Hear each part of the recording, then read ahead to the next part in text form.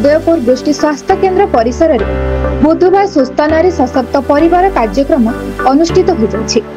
आयोजित यह कार्यक्रम में साधारण जनता एथिरे उच्च रक्तचाप, मधुमेह, रक्तहीनता, जक्मा, सिकल सेल, गर्भवती महिला स्वास्थ्य परीक्षा, पुष्टिहीनता, दांत परीक्षा, मुख गोहर, स्तन कर्कट, किशोरी बालिका जत्न आदि डाक्तर मान द्वारा परीक्षा सहित स्वास्थ्यगत परामर्श दि जाइथिला।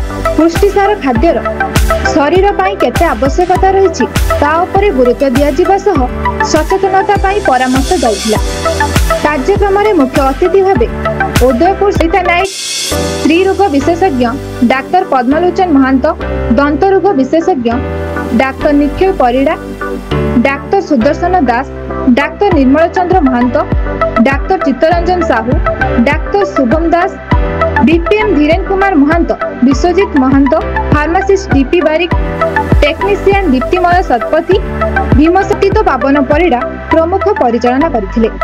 एही कार्यक्रम में सहारापड़ा ब्लॉक सहकारी श्रम अधिकारी देवेंद्र राज पात्र उपस्थित रही 60 जन हिताधिकारी को लेबर कार्ड बंटन करा जायथिला।